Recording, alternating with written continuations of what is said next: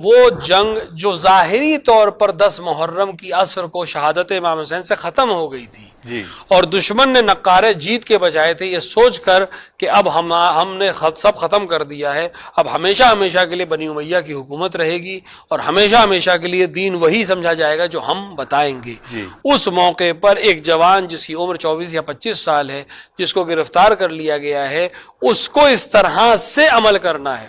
کہ اپنے بابا کی شہادت بھی دنیا تک پہنچانی ہے، اپنے بابا کا مقام بھی دنیا تک پہنچانا ہے، اس حکومت کی جو جڑیں ہیں اس کو بھی ہلانا ہے یہاں تک کہ وہ انقلاب برپا ہو جو بعد میں برپا ہوا۔ یہ امام زین العابدین کی خدمت ہے کہ جو آپ نے انجام دی، اور آپ کا احسان ہے جو اس پورے تشیع پہ صرف نہیں پورے عالم اسلام پر احسان ہے کہ بنی امیہ سے کے ظلم اور بربریت سے آپ کی تبلیغ نے، آپ کی دعاؤں نے، آپ کے زہد نے، آپ کے تقوی نے اسلام کو اور مسلمانوں کو نجات دی۔ جی امام کوفے میں تقریر کر رہے ہیں، امام ابن زیاد کے دربار میں تقریر کرتے ہیں، امام شام میں وہ زبردست خطبہ ارشاد فرماتے ہیں اور فضائل اہل بیت کو وہاں بیان کرتے ہیں جس شام میں علی کے نام کو لوگ جانتے نہیں تھے، اور اگر جانتے بھی تھے تو مسلمان کے عنوان سے نہیں جانتے تھے۔ اس شام میں آپ اپنے آپ کو فرزند مکہ بتا رہے ہیں، فرزند منا بتا رہے ہیں، فرزند کعبہ بتا رہے ہیں، اور جب لوگ متوجہ ہو جاتے ہیں تو پھر اعلان کرتے ہیں کہ میں فرزند حسین ابن علی ہوں، میں فرزند زہرا ہوں، میں وارث امام حسن مجتبی ہوں، میں وہ ہوں کہ جو امیر المومنین کا بیٹا ہے، میں وہ ہوں جو یعصوب الدین کا بیٹا ہے۔ تو یہاں وہ فضائل امیر المومنین جو کبھی شام کے لوگوں نے نہیں سنے تھے، وہ اس جرت کے ساتھ اس قید کی حالت میں آپ نے بیان کیے۔ اس سے اپنی شہامت، اپنی جرت اور اپنے لیے جو آپ نے موقف سیٹ کیا تھا اور طے کیا تھا وہ ظاہر ہوتا ہے۔ پھر بعد رہائی، جب آپ کو رہائی مل جاتی ہے اور آپ مدینے آ جاتے ہیں، تب اصل کام شروع ہوتا ہے، اور تب آپ نے 2 بہت بڑے کام کیے، بلکہ یوں کہا جائے 3 بڑے کام آپ نے انجام دیے جو ہم کو ظاہراً دکھائی دیتے۔ امام علیہ السلام نے جب مدینے واپسی کی تو آپ کے سامنے ایک بہت بڑا مسئلہ یہ تھا کہ تشیع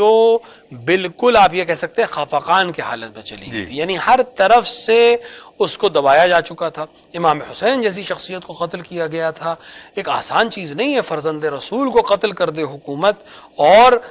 کسی میں کوئی جرت نہ پیدا ہو پائے، یہ اتنا زیادہ خفقان کی حالت ہے کہ انسان سوچنے پہ مجبور ہو جاتا ہے کہ اس حالت میں کیا جائے۔ اور امام علی بن الحسین امام زین العابدین نے اس کے علاج کے لیے فوراً ان چیزوں کا علاج کرنا شروع کیا جس کی وجہ سے کربلا وجود میں آئی تھی۔ کربلا کس چیز کی وجہ سے وجود میں آئی؟ کربلا وجود میں آئی آل محمد سے دوری کے نتیجے میں، کربلا وجود میں آئی آل محمد سے محبت میں کمی کی وجہ سے یا آل محمد کی عدم معرفت کی وجہ سے۔ لہٰذا امام زین العابدین نے فوراً یہ کام شروع کیا کہ لوگوں کو آل محمد کی محبت کی طرف دوبارہ متوجہ کیا جائے، رسول اکرم کی احادیث کو دوبارہ بیان کیا جائے۔ اب اس کے لیے ان کے پاس افراد نہیں تھے، لوگوں میں اتنی جرت نہیں رہ گئی تھی کہ وہ آ کر امام کی خدمت میں درس حاصل کریں، لہٰذا امام نے غلاموں اور کنیزوں کو خریدنا شروع کیا، کیونکہ یہی ایک کام تھا جس کو کرنے پہ کسی حکومت کی طرف سے کوئی پابندی نہیں تھی، کوئی بھی انسان عرب میں اس وقت غلام اور کنیز خرید سکتا تھا۔ امام نے غلام اور کنیز اس لیے نہیں خریدے کہ ان کو خدمت کروانی تھی۔ اب یہ غلاموں کو جہاں تصور ہے، جہاں تک کہ اسلام کے بارے میں یہ کہا جاتا ہے کہ اسلام نے غلاموں کے لیے بھی بڑا الگ سا ایک فلسفہ تیار کیا تھا، تو یہ غلاموں کو خریدنا کس وجہ سے تھا؟ کیوں امام نے خریدے تھے؟ دیکھیں، غلام اصل تو اسلام آیا اسی لیے تھا کہ غلاموں کو غلامی سے آزاد کرے، لیکن اگر آپ پوری سچویشن کو دیکھیں، سینیریو کو سمجھے، تو غلام ایک ایسی چیز تھا کہ اگر آپ اس کو ایک دن میں کہہ دیتے کہ آج سے سارے غلام آزاد ہیں تو بجائے صورتحال کے ٹھیک ہونے کے وہ اور زیادہ خراب ہو جاتی، کیونکہ لاکھوں غلام تھے، ایک شخص کے پاس سینکڑوں غلام تھے۔ اگر یہ شخص ذمہ دار تھا اس کے کھانے کا، اس کے رہنے کا، اس کے پینے کا، اس کے کپڑے کا، اس کی تمام ضروریات زندگی کا۔ اگر یہ شخص آج سے کہتا ہے کہ ٹھیک سب آزاد ہو گئے، حکم پیغمبر سے سب آزاد ہو گئے، آزاد تو ہو گئے، اب ان کے کھانے کا ذمہ دار کون ہے؟ یہ خود، ان کے پاس کوئی کام نہیں ہے، یا تو وہ لوٹتے یا وہ چوری کرتے یا وہ ہنگامہ کرتے، جیسے کہ ہمیں یورپ کی تاریخ میں ملتا ہے یا روم کی تاریخ میں ملتا ہے کہ غلاموں نے بغاوت کر دی اور اپنے ہی آقاؤں کو قتل کر دیا۔ تو اسلام چاہتا یہ تھا غلام آزاد ہو، لیکن ایک سسٹمیٹک وے سے، تاکہ اکنامی پہ اثر نہ پڑے، تاکہ ملک کے سسٹم پہ اثر نہ پڑے، ایک مقام وہ آ جائے کہ ہر غلام اپنی حفاظت کر سکتا ہو اور پھر آزاد ہو جائے۔ لہٰذا اسلام نے طریقے یہ تیار کیے کہ اللہ کی راہ میں غلام آزاد کرو گے اتنے حسنات ملیں گے، قسم توڑو غلام آزاد کرو، روزہ چھوڑا غلام آزاد کرو، دھیرے دھیرے دھیرے ایک ایک کر کے غلام آزاد ہوں گے. ممکن ہے پروسیس میں 100 سال لگے, ممکن ہے پروسیس میں 200 سال لگے, لیکن 200 سال کے بعد کوئی بھی انسان غلام نہیں رہ جائے گا اور سب خود کفا ہو چکے ہوں گے, کوئی کسی کے اوپر بار نہیں بنے گا. امام زین العابدین کے دور میں ابھی غلام خریدے اور بیچے جا سکتے تھے, کیونکہ ابھی اس سچویشن میں سارے مسلمان نہیں ہوئے تھے کہ سب کو آزاد کر دیا جائے, تو لہٰذا ابھی بھی غلام خریدے بیچے جا رہے تھے. بہت سے غلام جو اب تھے وہ مسلمان نہیں تھے, یہ وہ غلام تھے جو باہر کی جنگوں سے خرید کر عراق میں اور ایران کی جنگوں سے خرید کے لائے جا رہے تھے کفار ہونے کی حیثیت سے. امام ان غلاموں کو خرید رہے تھے, اسلام کی تربیت دے رہے تھے, اتنی محبت سے تربیت دے رہے تھے کہ یہ غلام اپنے آپ مسلمان ہو جاتے تھے, اور نہ صرف مسلمان ہو جاتے تھے بلکہ محبت آل محمد میں مسلمان ہوتے تھے, کردار آل محمد کو سیکھتے تھے. اب امام ایک سال, پوری روش امام کی یہ تھی کہ امام ایک سال اپنے گھر ان غلام اور کنیزوں کو رکھتے تھے, ان کی تربیت کرتے تھے, ان کو تعلیم دیتے تھے, ان کو قرآن سکھاتے تھے, ان کو حدیث کا علم دیتے تھے, ان کو احکامات شریعہ بتاتے تھے. اس کے بعد سال بھر کے بعد عید کے موقع پر جوڑوں میں غلاموں کو آزاد کرتے تھے, یعنی ایک غلام ایک کنیز دونوں کو عقد پڑھتے تھے, دونوں کی شادی کرتے تھے, کچھ مال دیتے تھے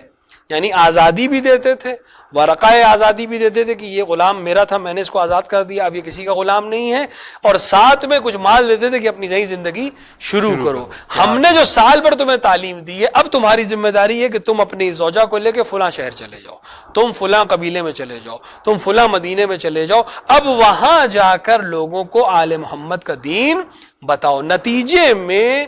اب یہ غلام جب کسی شہر پہنچا تو اس نے جب کسی کو دیکھا وضو کرتے ہوئے تو اس نے کہا کہ